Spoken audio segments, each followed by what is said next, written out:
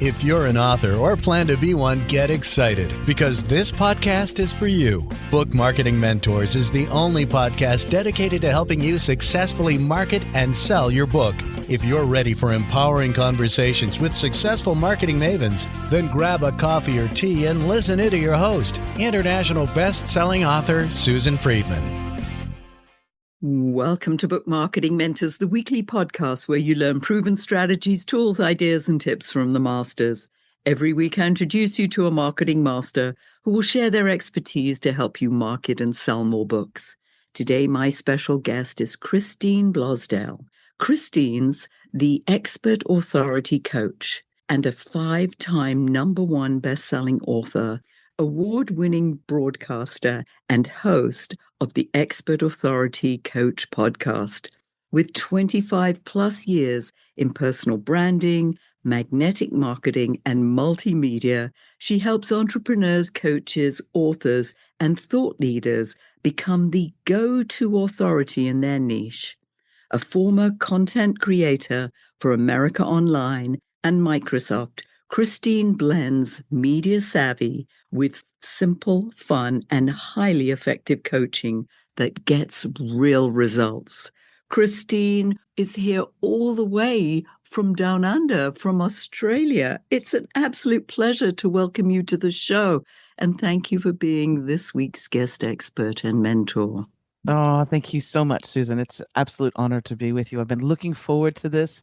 And I must say, I want to carry you with me everywhere in my pocket and have you introduce me whenever I'm speaking, because that was gorgeous. Well, thank you. And I have to say that you're not the first person who said that. I think I could have a career just introducing people. Yes. I think so. Yeah. That's what happens when you're born in England, that you come with this accent, and I never appreciated it quite as much until I came over here. What can I tell you? Christine, we are going to focus on how to use your expert authority to market your business and your books, which is probably one of my most favorite topics. But before we even go into detail, because I really want to dig down deep into that, let's talk about how you define expert authority and do that in the most simplest terms. I'll tell you what it's not. Okay. Expert authority is not how many followers you have on social media. It is not your branding colors or logo or any of the sort. Expert authority is showing up in the world, communicating your message, making sure that that message is clear, but having the confidence to know that what you do matters, that your gifts that you have, whatever they may be, impact people and make a difference, and that you're ready to show up and to tell the world, hey, this is what I do, this is who I help, and this is what problem I solve, but more importantly, I love doing what I do.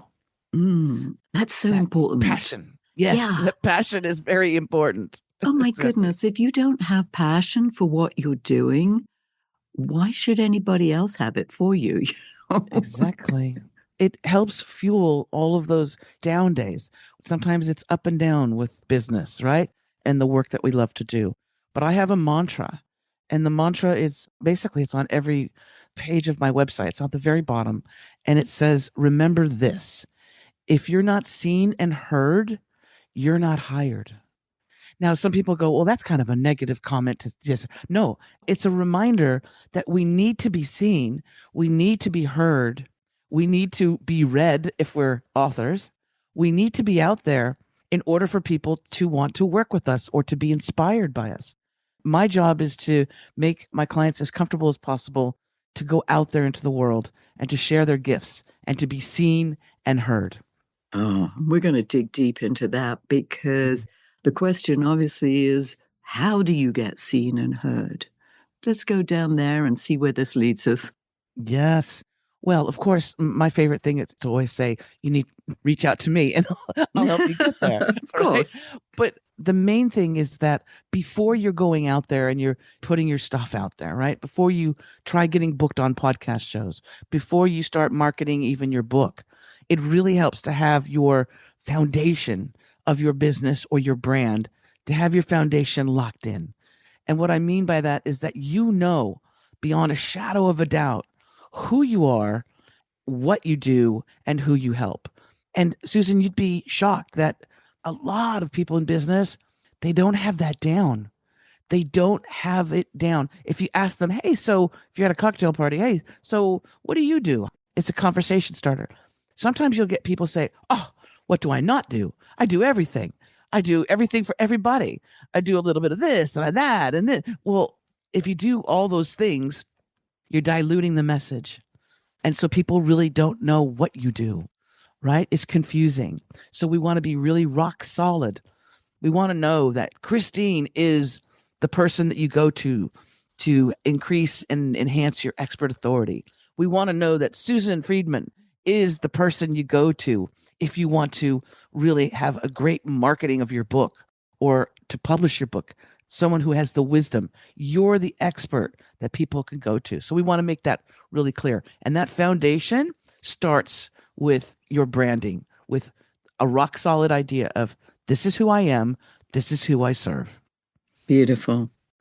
Why doesn't publishing a book automatically create that authority and that expertise? Because once you've built it and you put it out there, you have to market it. You mean they're not going to just come? Yes. Well, that's the same thing. Many of my clients, I help them in many ways get their expert authority out there. And one of them is helping them create a podcast to promote their business or to promote their book.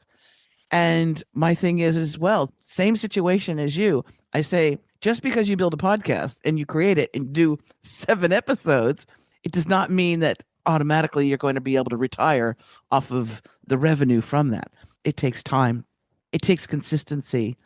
And it takes someone who understands that that podcast, as well as that book that you've published, is a marketing tool. It's a tool that you can use. It's a gem that you can put in your crown of your expert authority-ness, right? If you host a podcast, that's great. If you have written a book, that's great. But use it as a tool. So every single time when I sit down to write a book, I look at the end. What's the strategy? What am I going to use that book for? And then how am I going to market it so that I can get it to number 1? That's, for me, the most important thing, to get it to that number 1 spot. So when you're talking about getting them to number 1, getting their authority, their expertise out there, it starts with the book because this is their tool. I mean, it's not a product. It's so much you're using as a tool, as a vehicle. Yes. But how do you invite authors to think about their book if they really want to open these doors? What is the mindset, the thinking here? Well, first of all, because I was in their shoes as well at one point where me too. I hadn't written that book. And you know what, Susan? I was so afraid. I thought it was this unattainable dream. I could see myself on the back cover. I knew what photo I wanted to use, but I thought it was out of reach. I thought it was going to be too hard. I thought I had to sit at a typewriter, drinking a scotch, writing a Tom Clancy novel. And I thought, I can't do that. Now, probably, maybe could, but that wasn't my style. And that wasn't the way that I work. When I wrote my first book, I wrote an itty bitty, tiny, weeny little book. And that was getting my foot in the door of going through the process of writing, which I love, and coming up with the chapters are, the chapter outlines, the cover, all of that stuff, the creative part, which I really love. And then the marketing part came a little bit later. But what I tell my clients is I was in broadcasting, I was in radio for 20 years in Los Angeles. I worked in Los Angeles and New York and Washington, D.C. And I'll tell you, the people that came to me who wanted to be on the show, their publicists would say, my client wants to be on your show, or they themselves would say, hey, Christine, I want to be on the radio. The people that moved to the front of the line were people who had a book, people who have written a book, people who wrote a bestseller. They went very quickly to the front of the line because it gives me something solid as a producer, as a host, to look at, to reflect on, to get information from, but it also tells me that you're a professional. It tells me that you're an expert enough that you can put down in however many pages your message, and it automatically gives you that expert authority. That book is so vitally important. Not that you're going to make a gazillion dollars from it, but it's going to open doors for you. You can also, I tell my clients, not only does it help you get booked on shows, but you can utilize that and repurpose that book. Turn chapters of that book into a course. Turn the book itself into a program. Use it as a speaking tool. Use it as a gift for clients that you want to bring into your world. There's so many ways you can use that book, as you know. Susan. Yes. I mean, those are the pillars to make money with the book, because my listeners have heard this over and over again. You don't make money selling books, unless, of course, you're a celebrity, but you make money through speaking, training, coaching, creating products from the book. Let's talk about a common mistake that weakens authors' authority. What do you think that is?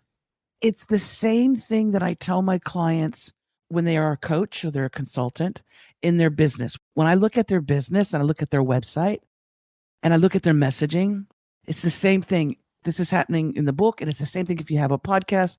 It's when it's all about you, or when it's too much about you. Okay, unless it's an autobiography, but we're talking nonfiction. We're talking coaches and consultants, service providers. If it's all about you and not about the people that you want to serve and how you can actually help them with the wisdom that you have, with the steps, the tools, if it's all about you, people get disconnected. And as a society right now, we are hungry for authenticity. We're hungry for relatability, and we're hungry as a society for truth. What I always say to people, I say, yes, of course, you're going to tell people a little bit about your expert authority, why you've written this book, or why you've created this podcast, or why you've created these programs to help people. You tell them a little bit about why you're an expert, your experience, but then you go right into how you can help them. What are they struggling with, and how can you help them? Right? Yeah. What does it mean for you? Yeah. Because at the end of the day, everybody listening to this podcast, everybody's going to read your book. They're interested in what's in it for me. Good old radio station, WIIFM. What's in it for me? Yes. So, yes. Yes. It's remembering that and taking the I out of it and looking at what's it mean to you, because that's what they're interested in. How's your book going to help them? How's it going to solve their challenges, their problems, whatever they're concerned about?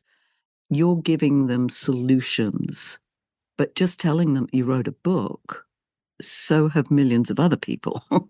Exactly. People don't buy books. People buy people. That sounds weird. But well, do you know what I'm saying? Yeah. Is that it's your energy, it's your imprint. Your energy is what's going to draw people. If you're a business and you want to get more attention, pay attention to your energy. Pay attention to your imprint. You know, with Susan, the first time I came across you and your content, I was magnetized. I was drawn to you like a moth to a flame. Oh, wow. Right? Part of it is the branding, is your photo, is the way you come across, but it's also the wording. It's the way you connect with an audience. And my goodness, if I could bottle that up and sell it, I'd be a gazillionaire. Well, thank you. I wish it worked the other way. It's a lesson that people really should learn right away. And it makes life so much easier. And you can become so much more successful when you focus on the audience and their needs. A quick analogy here. I tell my clients, I say 99% of business owners and coaches and authors, they are trying to sell the world their stapler. But this stapler is the most amazing stapler. It's the cutting edge. And it does so many things, and it's available in black and white. And also the stapler is 50% off in the month of February. It's for you. Listen, you're trying to sell a stapler when your clients or your audience is saying, I just want a sandwich. I don't need a stapler. but I've got this stapler. You see, we're trying to push something that they don't need and want.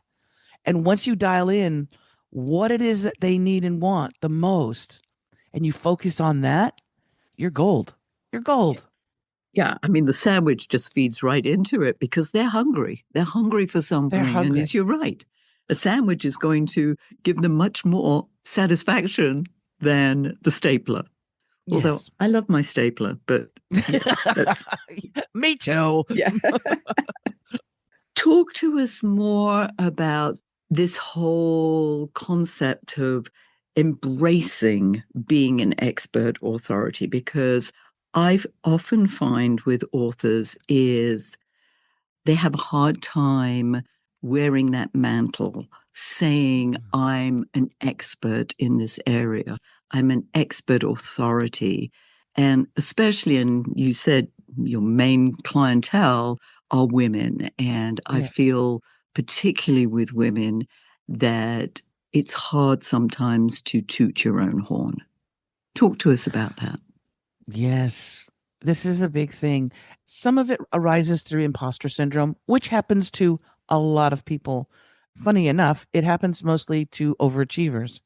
Imposter syndrome is for those who were always trying to be the head of the class and learn and get these credentials, and overachievers. Actors are notorious for having imposter syndrome. That's why they're so great at playing a role. They can play a character much better than playing themselves, because there's this fear of being found out, right? There's this fear of being compared. What are people going to think? What are people going to say if I claim I'm an expert and I slip up or I fall or I stumble? The key things that I do when I work with my clients, I say, we got to get rid of that, because if you have that holding you back, also, it's an energy stink. It's a stinky poo-poo. That's a technical term for you. That's true. I love that technical term. People can smell it. Mm-hmm. Just like we can smell a lie, we can smell when someone's desperate, when someone has a lack of confidence. If you're in a business where you're trying to gain business, where you're trying to get people into your world and pay you for your services, if you have that lack of confidence, nobody wants to jump aboard the Titanic. It's really important to understand what the imposter syndrome, where it comes from, and address the issue. My solution is to have people, I say, don't focus on yourself. Don't be so selfish. And my clients look at me like they're shocked. Like, what? What do you mean? It's not about you. It's about the people you want to serve. It's about the people you want to help. It's not about you. It's not about how you look. It's not about how people are going to be talking about you. It's about the people you serve. And if you don't show up, they don't get helped, right? Yeah. So when you focus on them and not yourself, it helps. It helps a great deal. Yeah. And that's brilliant perspective, because as soon as you start focusing on somebody else, the whole energy changes, and you don't even think about your expertise. What are they going to think of me? Have I got, have I done my hair right? Have I got the right makeup on? Have I got the right dress or sweater? Or does this color look good on me? Right. Stupid stuff that goes through your head, Yeah. But I love that. Yes, just focusing on the other person and what their concerns are. And once you can get into that mind frame, that already is beginning, as you say, to get over that imposter syndrome of worrying about what people are going to think. And you're right. I mean, I've been through it multiple times. I remember when I first started my business, I was like, who am I to sell these training programs and to talk about this stuff? Thrilled that you've got that all of the great best tip. people do, Yes. all of the best people do go through it. And that's the thing. Don't beat yourself up if you do have that. And maybe you don't call it imposter syndrome, right? Maybe you just go, oh, I'm being called in to do something that I'm not comfortable with, or I've never done before. It's a big challenge. It's a big stretch. That's when it comes up, right? And when you actually walk through that fear and you go, okay, it's a big stretch and I may succeed, I may fail, or I may stumble. It's okay. It's the process. As a parent, if every single time your child was going to make a mistake, you stop them and you said, no, no, no, let's put you in a plastic bubble so you don't get hurt, right? That child would never grow. You can't protect yourself from those things that might happen, could happen, what people might think. It's so beautiful and liberating when you actually go out there into the world and you do it from a place your heart is pure and your intention is good. So I wholeheartedly, I'm excited for people when they do get over that little bit of imposter syndrome. They get out there. Yeah. And they've got so much value that they can bring. Now, let's talk about the sustainability of building authority and expertise over time, because I had one author say to me, how long do I have to keep marketing this book? I was like, well, okay. How long do you want to keep selling it? Yes. So you don't sort of suddenly become an expert and an authority and then that's it. I don't have to do anything anymore. So talk to us about sort of this ongoing, that's comfortable, that isn't pressured and that you have to get stressed out about. Yes, no, especially when you don't want to have that stress associated with your business or your brand or your expert authority. What I tell my clients is that I'm constantly growing and adapting and changing. I'm constantly looking at my website and the words that I use to frame things, and I go back over it and I massage it all the time. The same thing with my programs, the things that I offer. I go back and I massage it. Even my podcast, I go, I need new theme music. I like to constantly be creating my brand. And that is not something that just rests. You're not a McDonald's Golden Arches, okay? Or the Coca-Cola can. You are a human being that is growing. Hopefully, you're growing and you're expanding, and you're going to take along your clients with you. The potential clients that are there, you're going to bring them along. If I look at my very first book that I did, and I look at today, I'm working on my 6th book right now. I'm in the process, which is my favorite thing, is to be in the process of writing the book. But when I look at that first one, I could go back and beat myself up and go, oh my gosh, ooh, look at that. But listen, you have to start somewhere, and moving forward, every single step that you take, it's the same thing with my podcast. The first episode I did, I was like, oh, that didn't sound great. I didn't have the best technology or equipment, but you're constantly growing and getting better and getting better. And your audience, your clients, your potential clients, they're going to see that. And if they see that, they're like, I want to work with this person. I want to be with this person because they're willing to learn. You don't want to be a guru at the top of the mountain. You want to be somebody who people can relate to and who can be inspired by. I think that's really the most important thing. But yeah, you're never going to just rest on your laurels as being an expert authority. And I'm done. I can put a flower on it and go, that's it. Done that. Yeah. Been there, done that. Got the t-shirt. Been there, done that. Yeah. When I read what I've wrote in some of my books, I'm like, I have no recollection of ever writing this.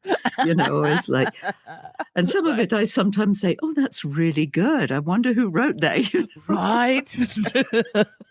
And then that first podcast, I mean, we're on 500 and something episodes now. Wow. And that first one, oh, it was so dreadful. And I purposely had somebody who I thought would be more of an attraction because he was a name. And between him not having good equipment and me being nervous as hell with it, I mean, it's out there, but I'm embarrassed by it. But you had to start. I had to start. And listen to you now. Look at you now, girl. I know. I mean, now I just sort of let it go. I mean, I just want to have fun with it. And I allow myself that now. And I'm hoping that it goes down better with listeners as well, because it's a fun conversation. And I've got questions, but I never know where it really is going to go because, I'm putting it out there, but then my guest, wherever they want to go, and we go in these different directions, but as long as it's around the same theme and we have fun with it, I'm good with it. So it's organic and it's lovely. It is. As someone who was in radio for 20 years and my own podcasting experience for 10 years, the audience loves it because they can feel you.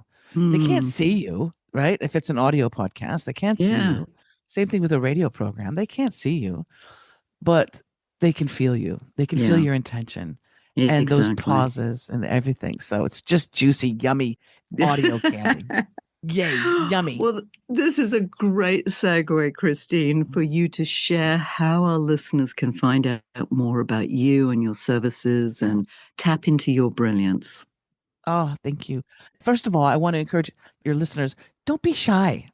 Don't be scared. Don't be shy. And don't say someday I should do this or that. If you got those little goosebumps by listening to Susan and myself today and you get inspired, take action. Do something. And if it's connecting with me, great. If it's connecting with Susan, great. Just take action. Don't sit on it and let those dreams just fly by. So for people, if they want to find out more about me and if they want to have a free strategy calls, consultation, they can go to expertauthoritycoach.com. That's expertauthoritycoach.com. And I would love to offer also your listeners an expert authority quiz that they can take. It's 10 questions they should be asking themselves anyway. And it's a great way to see where you are on your expert authority scale. It's not a pass or fail. It's a fun 10-question quiz. And they can access that at freeexpertauthoritycall.com. You can get all that stuff at the main website. It all takes you there. But that way they can actually check out the quiz and have fun with it. Oh, that's so generous. Thank you. And all those links will be in the show notes, Christine, and listeners, just in case you don't have anything to write with at the moment. So, yeah, everything will be there. And Christine, as you know, we always have our guests leave our listeners with a golden nugget. What's yours? I'm going to go back to my mantra. I think that's really, really important to remind you. And I'll add one thing. Maybe I should add this to my mantra. Remember this. If you're not seen and heard and read, if people aren't reading your work, you're not hired. So get out there, be seen, be heard, and be read. I don't even think that's a correct terminology. I don't know, but it sounds good. It sounds all right? Okay. It sounds perfect. And audiobooks, as we know, are just one of the fastest growing parts of this industry now, the publishing industry. Yes. So more and more people are consuming books via audio, me being one of them. I mean, I love audiobooks. I love audiobooks. Love them. I think they were made for me. I'm a slow reader. And I was always embarrassed by that because I could never keep up. And then when I found audiobooks, I was like, oh my goodness, I can listen to books that people can consume. I can't consume hundreds and hundreds of pages. But listening to audiobooks, much easier. They're so important. And again, it's connecting you through the audio senses. And it's a very powerful medium. Very. We didn't even get talking on the audiobooks. Oh. Girl, you're going to have me back one day. Yeah. So we can talk about audiobooks. There are lots of things we could have you talk about. We'll have you back many times, I think. Yes. Thank you, Susan. You're Well, alone. thank you for sharing your wisdom. It's been amazing, fabulous. I love the energy between us, and I think the audience will too. And listeners, if your book isn't selling the way you wanted or expected to, let's you and I jump on a quick call together to brainstorm ways to ramp up those sales, because you've invested a whole lot of time, money, and energy, and it's time you got the return you were hoping for.